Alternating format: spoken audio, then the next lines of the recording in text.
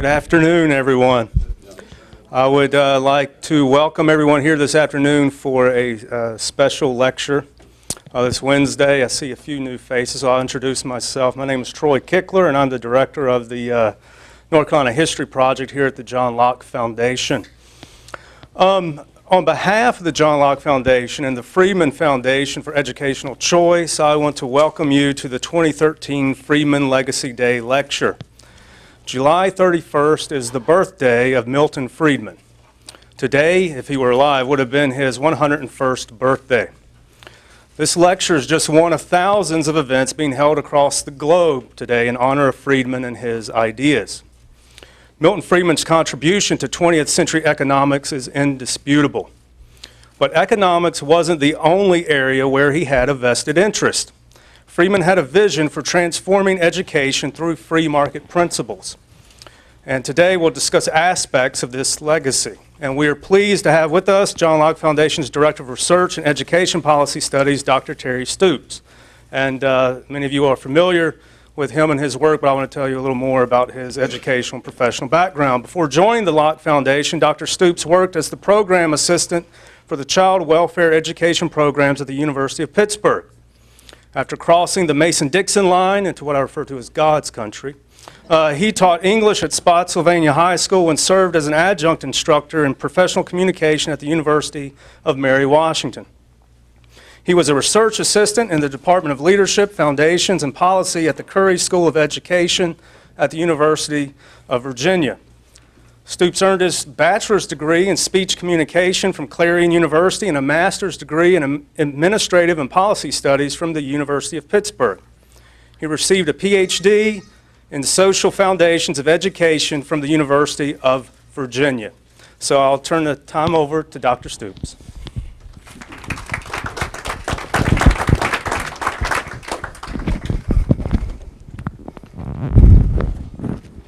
Thank you, Troy. Now, I should mention that you see the title up there, and it sounds really like I know what I'm talking about. This is really what the title of my talk is. So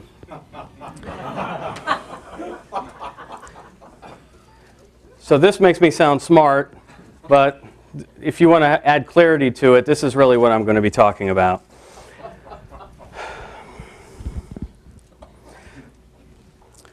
The widest street in the world is in New York City. And that street is 120th Street, which is right here.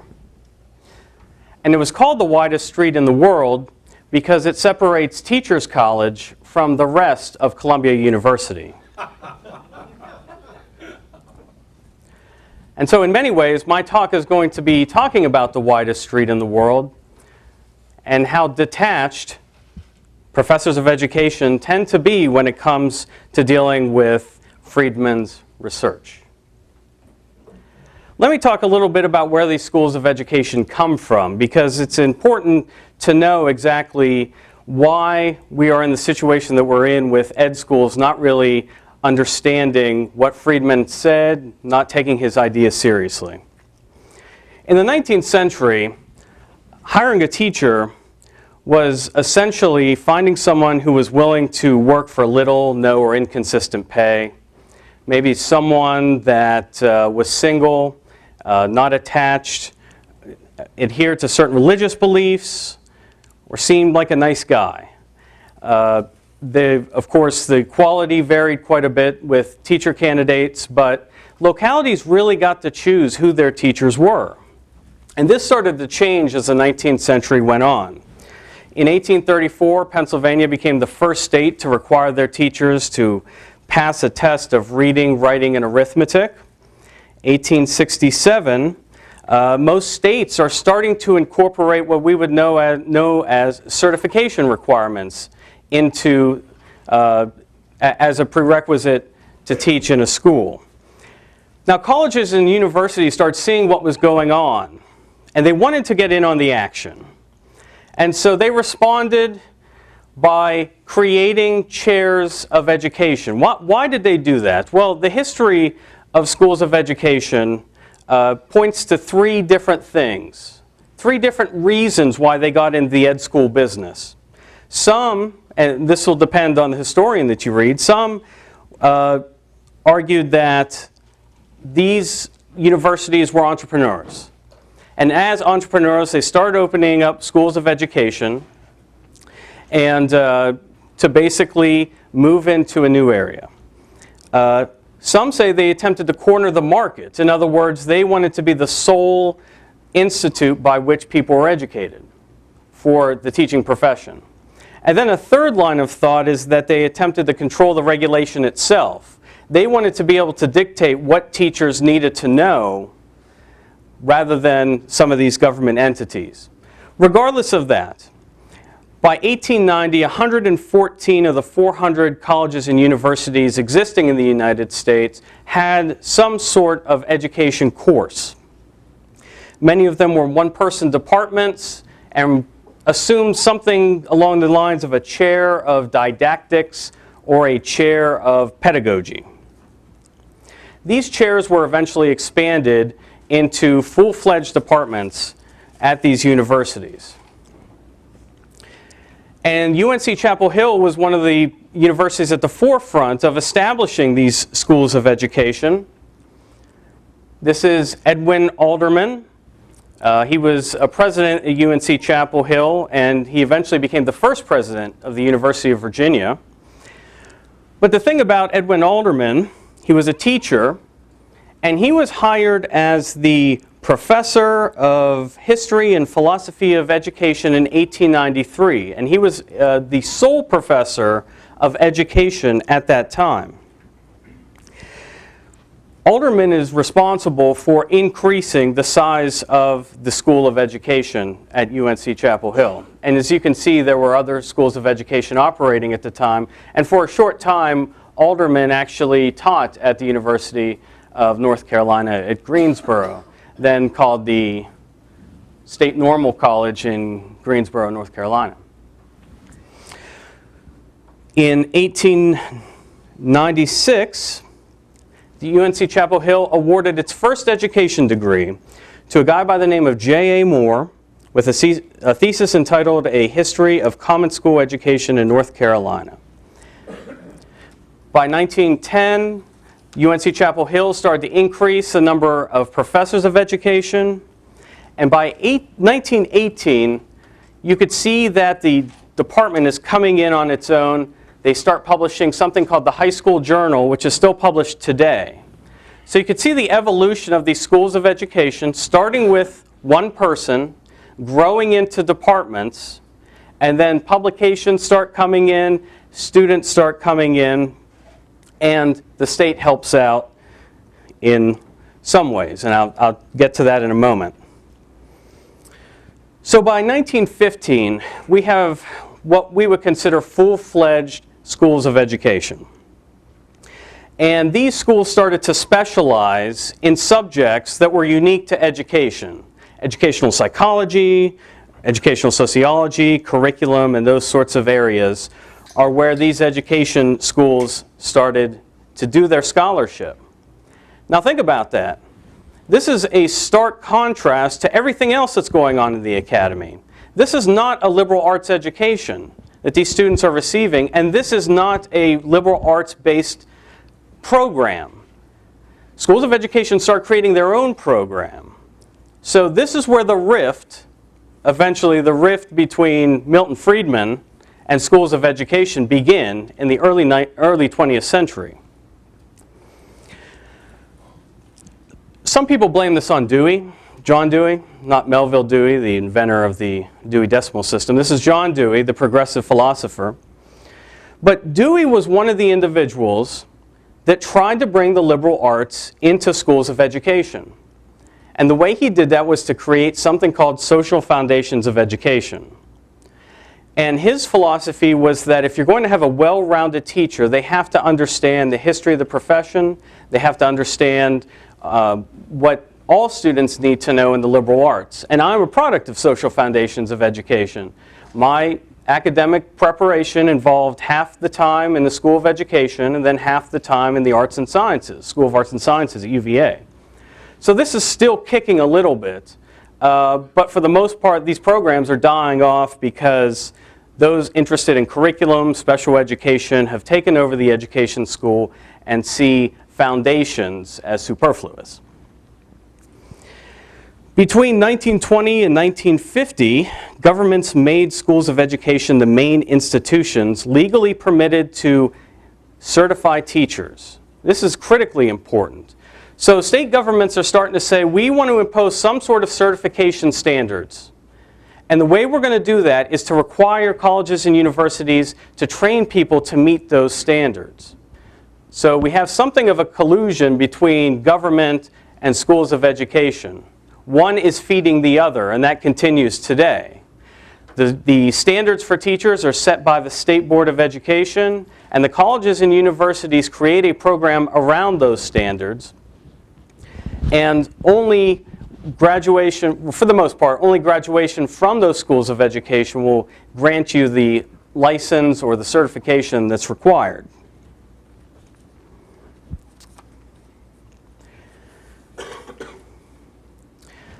Of course, at this point there was a lot of animosity that started to grow between the liberal arts and education schools.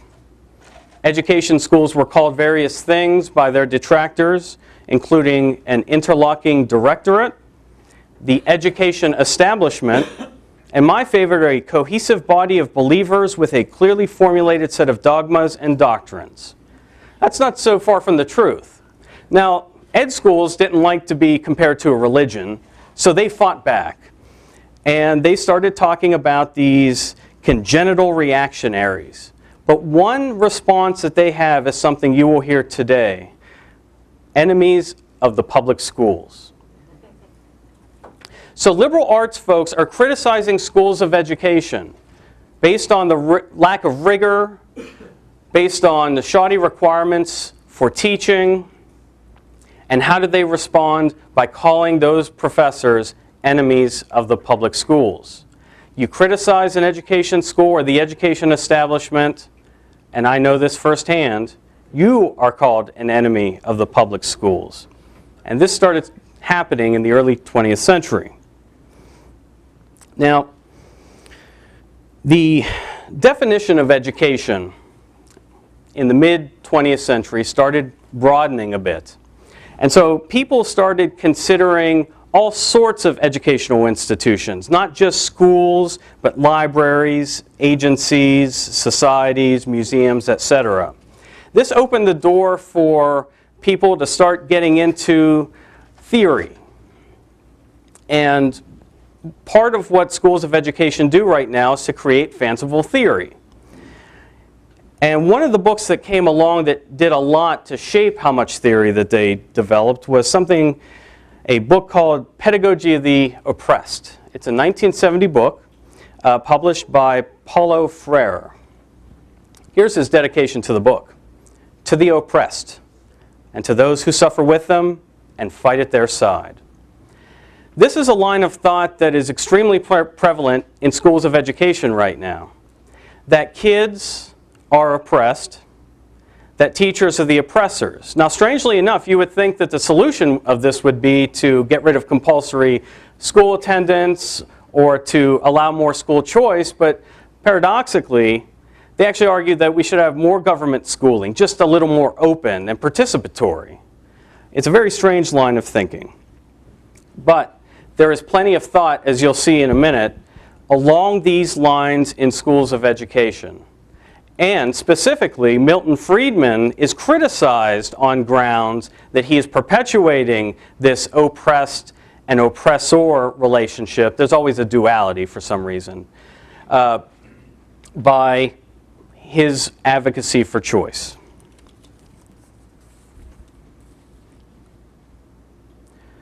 Every time you see this picture, it means that the book referenced above doesn't even mention Friedman.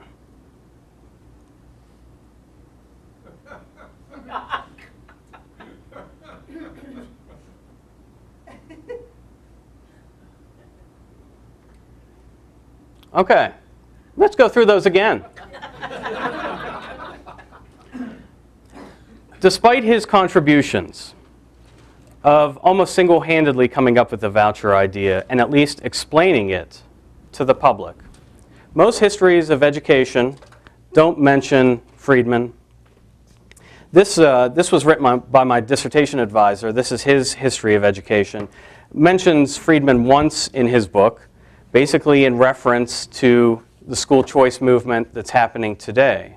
But these are extremely important, well, with the exception of the Sarah Mondale book, these are extremely important books in historical scholarship and education. The One Best System, A History of American Urban Education. Friedman specifically talked about urban education and the educational ghettos, so to speak, that a lot of kids are in and the way that choice can overcome those. Tinkering Towards Utopia is basically a book that talks a lot about education reform, tries to put education reform in a historical context. There's E.D. Hirsch. Don't worry about that book. The interesting thing about this list is here's Diane Ravitch when she used to be a conservative. This was a book that she published earlier in her career, although her career, actually probably toward the middle of her career. She was a conservative at this point and an advocate for choice. And even she does not mention Milton Friedman in the pages of her book. So let's talk about those who do mention Friedman in their scholarship. And this is going to get kind of weird, so just prepare yourself for a lot of this academic language. Here's one claim. Friedman never claimed that choice would promote intellectual excellence, today's paramount choice justification. Now, of course, he did. But this is based on reading one chapter out of Capitalism and Freedom. In fact, you will find that education scholars, and I use the term loosely, will only read that one chapter out of Capitalism and Freedom, published in 1962. Now think about it. Why bother with the rest of what someone wrote when you can read one chapter? Sad but true.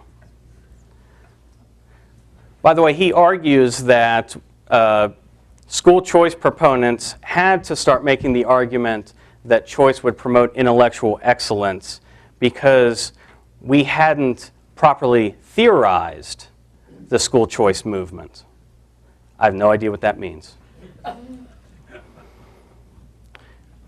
Here's proof that Friedman said that choice improves learning.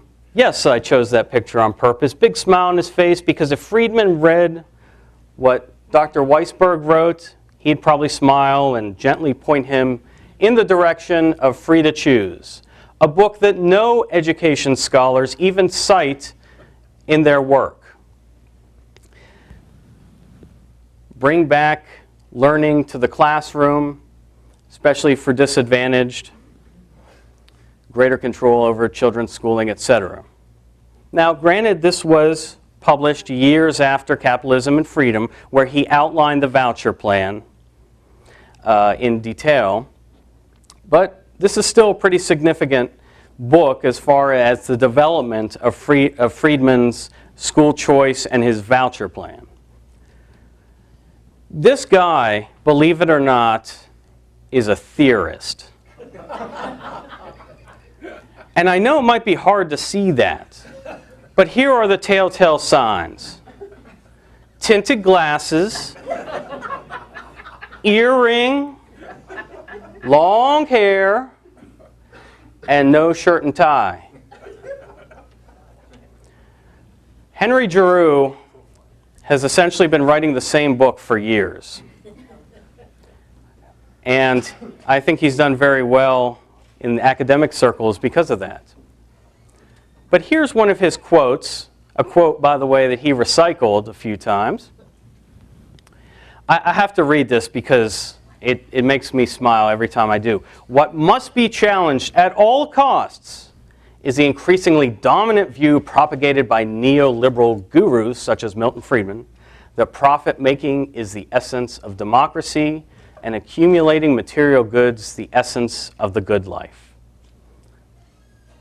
A really, really strange interpretation of Milton Friedman, obviously from someone who hasn't read Milton Friedman.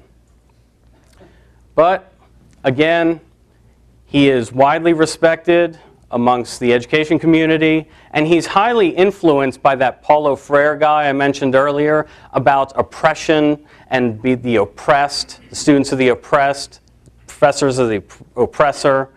And so he has been touting that for his entire career. I think he's at Penn State now. Unfortunately, he made his way to Pennsylvania. Here's Friedman's response to that.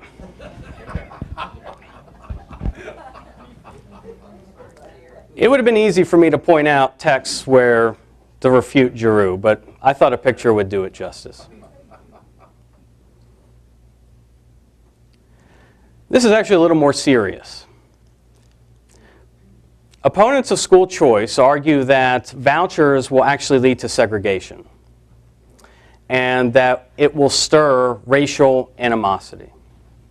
Now, we have to take these claims seriously, and we have to look at exactly what kind of argument is being made with regard to that idea. That first paragraph identifies Friedman, talks about his school choice, conservative groups seeking support one form or another of private education. That's okay. It's this paragraph that's a problem.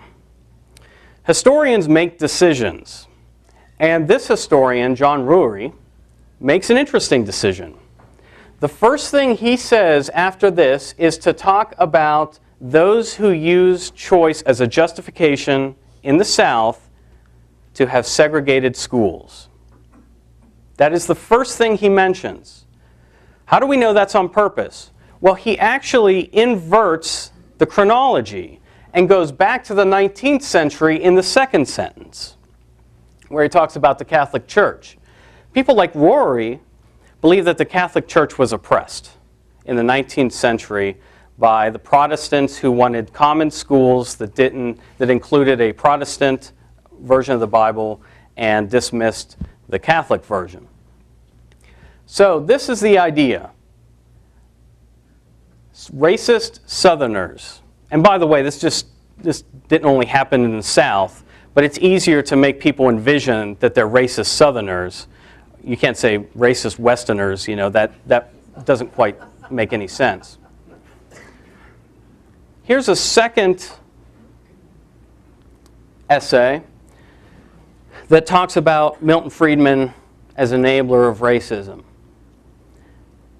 Using vouchers for such a purpose violated Friedman's personal beliefs, but he did not believe this invalidated the proposal. So in other words, Friedman was willing to live with racism, is what these scholars are trying to say. And although deep down he didn't like racism, he was okay with it as long as we had vouchers. Now, it's true that Friedman detested racism, detested segregation, but this representation of Friedman is actually incorrect, because Friedman argued that choice actually leads to integration. This is the key phrase right here. Most successful when it's done a matter of choice and not coercion. So Friedman is not just saying, I hate racism.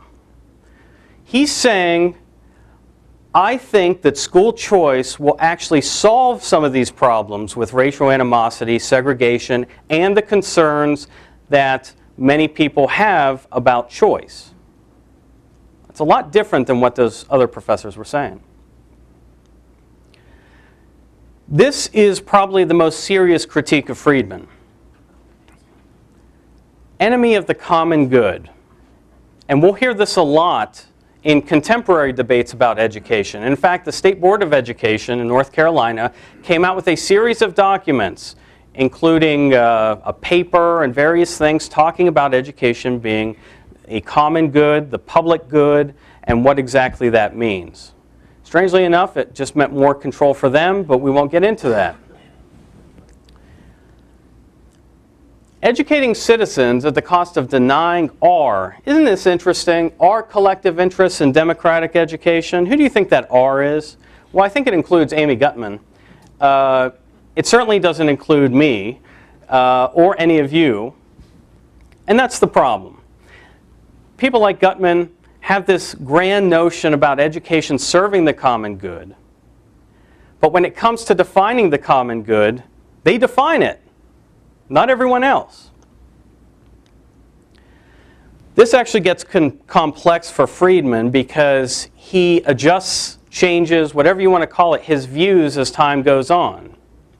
So initially, Friedman is arguing that there's no evidence that the only way we establish a common good for education is to have nationalized schools, is to have schools that are run by the government. Now, it's assumed that the only way to have schools that serve the common good is through government, but he is pointing out that there is no evidence that that's the case. It's also no evidence that not having government-run schools would threaten the common good. That's critical. And it's certainly critical in today's debates about vouchers. And you may have heard, North Carolina has 2 new voucher programs, one for special needs kids, one is a means tested for low-income kids. We are going to hear arguments like these voucher programs are a violation of the common good. They are undemocratic. We have a common set of values that we need to train people to understand, and these private schools that receive these voucher kids aren't going to teach it. No, they're going to teach all kind of dastardly things. But the second quote reveals that over time, Friedman lost faith in the ability of the public schools, the traditional public schools, to teach anything about civics. It forces us to face the issue that public schools really aren't serving the community. They're not training workers properly. They're not training democratic citizens. Instead, they are avoiding that issue, and vouchers, as Friedman says, is our way of coming to terms with it. That's a very important point, a very important change in his thinking. And if you hear people talk about vouchers being like a grocery store, this is where they get it, from 1975. This was written by Arthur Bester in a book called Educational Wastelands. And it is absolutely true today, as it was true in 1953, that on one side we have educationalists, as he calls them, schools of education, all of those scholars that I identified earlier.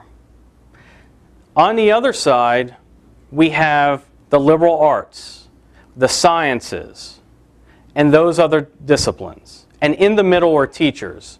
Now, I wouldn't call them slave labor camps, although anyone that has taught in a classroom kind of understands what he's talking about there. That was a joke. They're really not that bad. But this is part of the rift between Friedman and his ideas and the rest of the educational community. And teachers are in the middle. And I would argue that if there's any way to bridge that gap, it would be teachers who, for the most part, don't have a huge problem with school choice, but tend to buy in some of the claims that private schools are up to dastardly things, don't teach kids properly, don't have to do X, Y, or Z. This will be Friedman's legacy, is that he is going to challenge schools of education, challenge education scholars. His thinking through organizations like the Friedman Foundation, the John Locke Foundation, are going to defend his ideas when those from schools of education, who largely ignore them, openly attack them. We have taken up the cause, so to speak. I'll entertain questions. To be honest, they could be about any aspect of education policy. We could talk about my experiences in 2 schools of education. I think I can get over that trauma. Yes, ma'am. If Friedman could set up the voucher system that he thought would be best, what would that look like? That would be a universal voucher.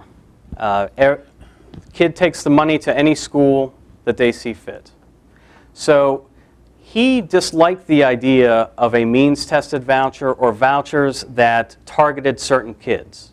He believed that every parent should be given the money, and low-income parents, of course, would receive more, to be able to use state funds to go to the school of their choice.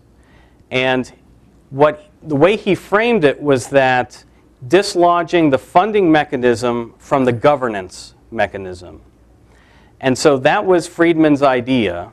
Of course, there's only a few places in the world where his idea has actually come to fruition.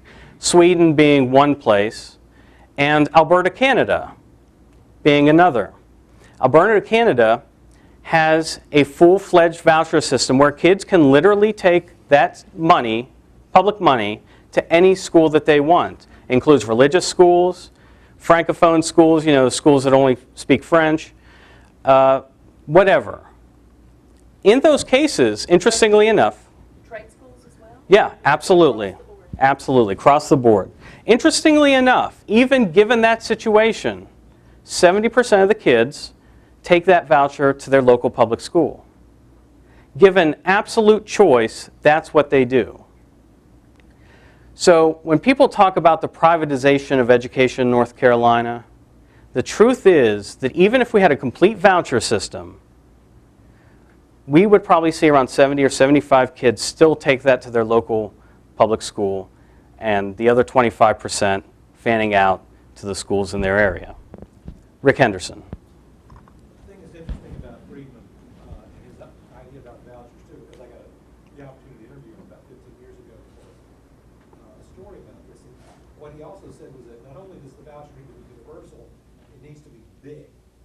It needs to be, he suggested at least half of the per pupil expenditure in the district. He wanted it to be big enough that the private schools could literally put the public schools out of business if they couldn't do the job. He was someone who believed in universal education, but certainly not as a government provided service. Sure.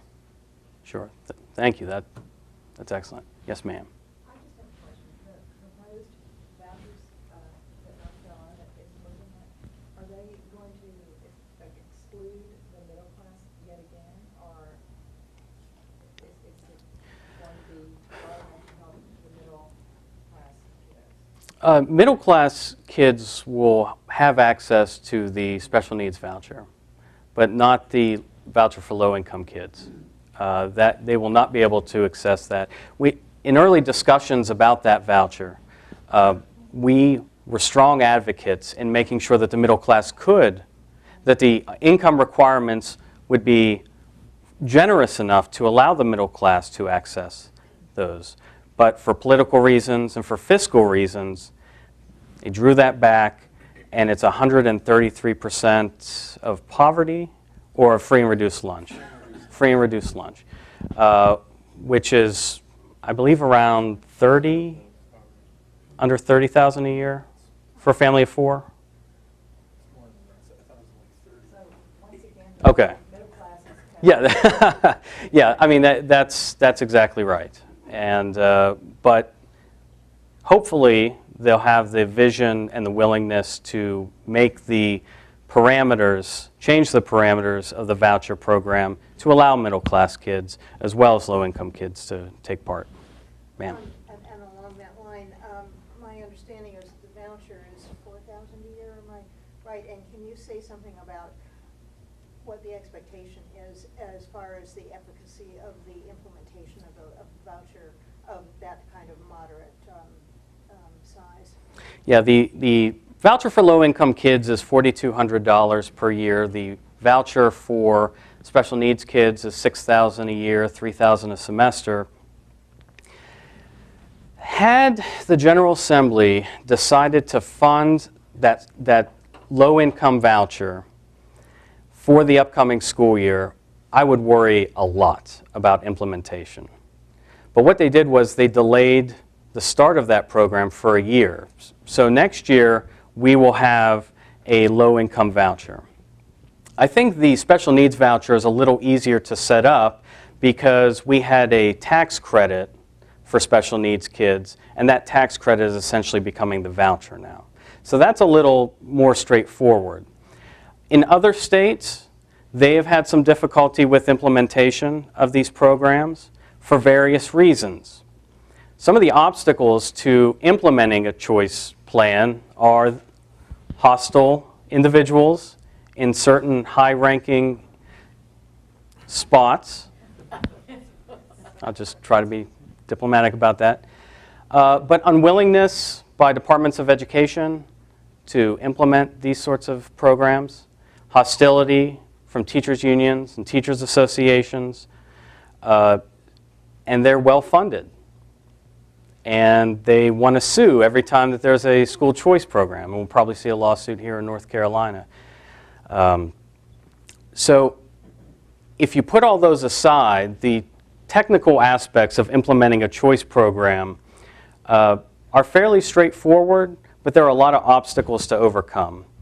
And the implementation is absolutely key, because the moment that there's any slip up in implementation, those who oppose school choice will sweep in and say, this is a disaster, we have to get rid of the voucher immediately. And that's what we cannot have happen. And the proportion of, private schools that would, where this would be sufficient to enable a child to meet the tuition? It is sufficient for most schools. Okay. In North Carolina, one thing to remember is about 70% of the private schools in the state are small, church-related schools. You have 30% of schools that no one can afford, or few can afford. Cary Academy comes to mind, and Ravenscroft, etc. By the way, Paige Cox back there is a graduate of Ravenscroft. Oh, and Cary Academy, Trevor Pierce. Man, you guys are going to be throwing tens around, I guess, at some point. $100 bills. Of course, students won't be able to afford those types of schools. And those types of schools probably aren't suitable for those kids anyway. But the vast majority of schools will be accessible to most parents. Here's one way to think about it. The average private school in North Carolina costs a little over $5,000 a year. If you have a $4,200 voucher and a parent willing to set aside $50 a month for that education, they can easily afford to attend most of the private schools in this state. Now, I think a lot of parents would be more than willing to add $50 a month to a tuition bill to make sure that their kid receives a better education. The reason why we know this actually does happen, because we have a voucher program in Charlotte called the Children's Scholarship Fund.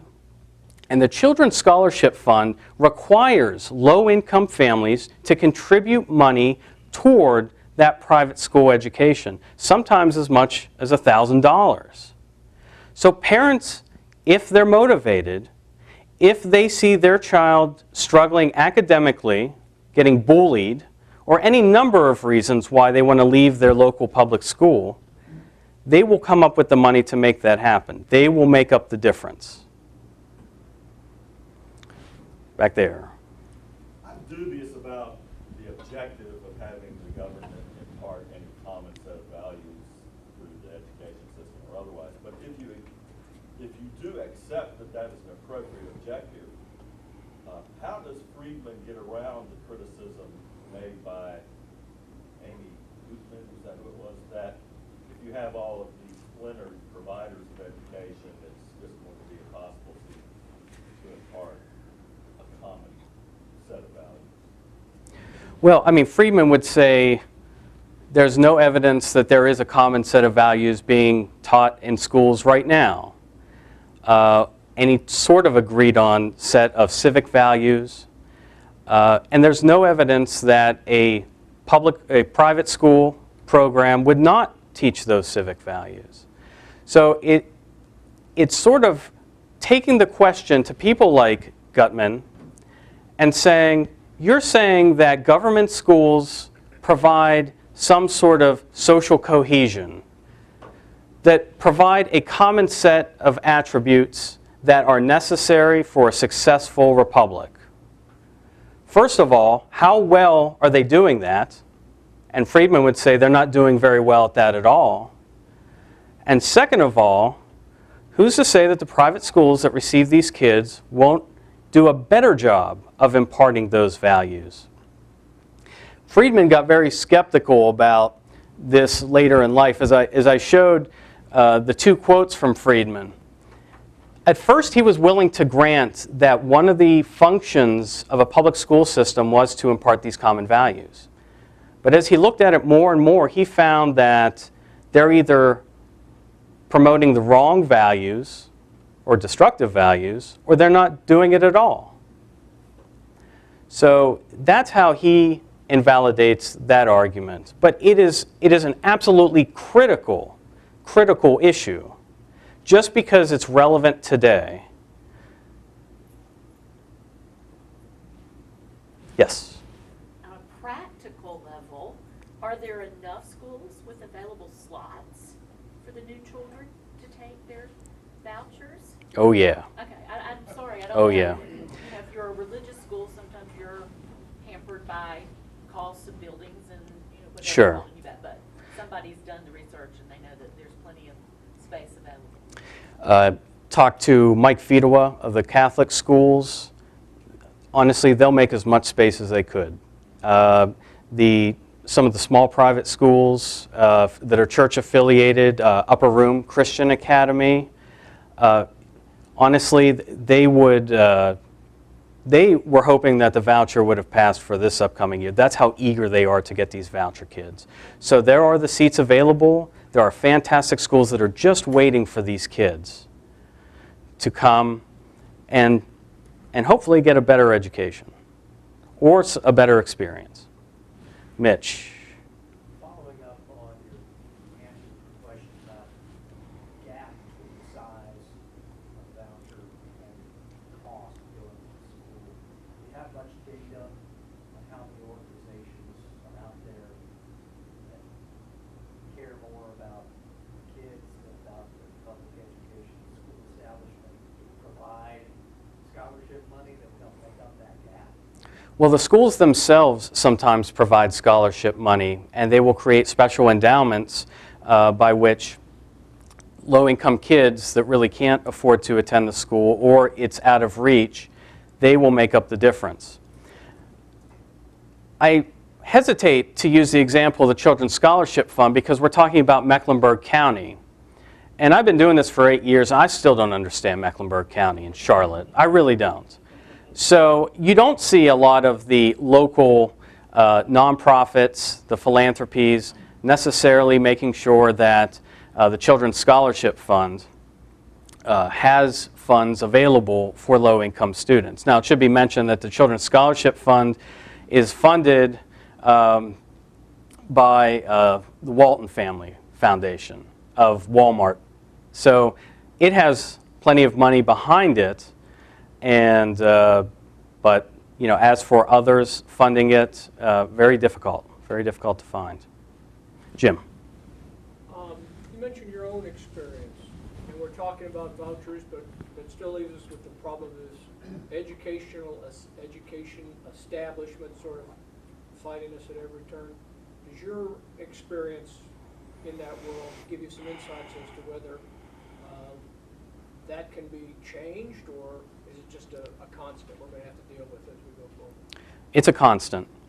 I had sort of a unique experience being in social foundations because they were actually open to debate. And we had excellent debates, and I wasn't afraid to be a conservative. Well, At Pitt, maybe a little bit, but at UVA, no. Pitt's a unique education school. Other departments, though, within a school of education, and it's important to remember that a school of education is a multifaceted school that includes a curriculum and instruction arm, higher education, educational technology, social foundation. So there's a lot of different departments within that school. And the other departments, even the policy departments, are not open to debate. So talk about education funding. I took a education funding course, policy course, and we never talked about vouchers. She didn't want to hear about vouchers. She would make the argument, class after class, and it got awfully boring. The schools don't have enough money. She found a different way to say schools don't have enough money every damn class. That's rough. But these are sort of the ideas that these education schools pound and pound and pound away at the people who attend them. And unfortunately, the level of student that they accept doesn't always have the critical thinking skills to look beyond what's being taught in the classroom and understand that the version of reality being communicated by these professors isn't necessarily the reality in the classroom, in schools, and school districts.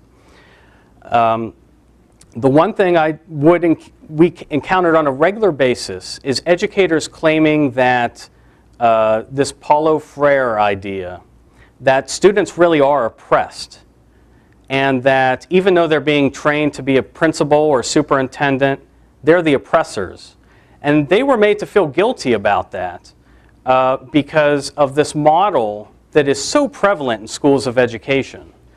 And this was especially true at the University of Pittsburgh, that the part of the goal was to convince people that there is an oppressor-oppressee relationship, and that the goal of education was to ensure that the oppressed get booted, or the oppressors get booted and the oppressed rise up. And I don't know what they were supposed to do once they rose up, to be honest. They don't know either. They're going to be, see, this is the thing. They rise up, they become bureaucrats, and you start the cycle all over again.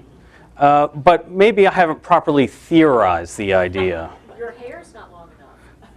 Yeah, and I never had an earring and never intend on getting one. My wife would kill me. I got to go with Francis here. This is a little off topic, but the recent move, now that we'll no longer pay new teachers newly getting master's degree more money, think that'll help to kind of break some of the stranglehold of the education schools, because these people will not be flowing in for update on their indoctrination. I like that, update on the indoctrination. I wonder whether the response to that will be more people trying to do national board certification because they're in it for the pay raise. Which needs to be cut out also, because there's no proof that that improves. That's exactly right. Or at minimum, dropped dramatically because the bonus that's provided now is 12% for 10 years. The interesting thing is that master's degree programs in other states are much more popular than they are in North Carolina because there's such a premium on obtaining national board certification and not much of a premium on getting a master's degree. In states in the North, getting a master's degree is a huge jump in pay, and national board certification is virtually meaningless. So it's interesting how that works. I should point out that the left and the right agree with an overwhelming amount of research that having a master's degree does not improve teaching quality or student performance. That's right, the left and the right agree on this. And so eliminating that bonus is a research-based, courageous act, but it is one that is on solid ground. And I hope that North Carolina, being the first state to do this, will set in motion the elimination of these master's bonuses in other states. It was something else. And the Center for American Progress, the most leftward group out there, comes out against master's degrees and master's degree supplements. That's how far left you can go and still find people advocating that we get rid of that master's supplement. Yeah, Roy. I'm just curious, did Friedman ever, being an economist, you would expect, because you're subsidizing the demand for private schools, that there'd be some crowding out, and you would expect tuition, especially when you have a two-tiered system, what people want getting the subsidy. Did Friedman ever respond to that, that you know of, and say you would expect that, or he just didn't care, or what? You know, I don't think he was ever really worried about that. I don't see him in that university system. Yeah. I think that his idea was that rather than that happening, the voucher would lower costs because of competition.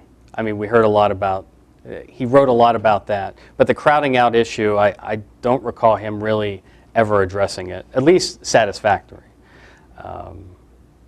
Let's go with John back there.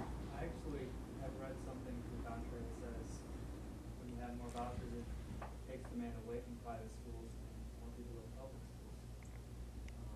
And Cato Institute came out with a policy based about that maybe 2 years ago. Yeah, those crazy Cato. Wouldn't be the first time.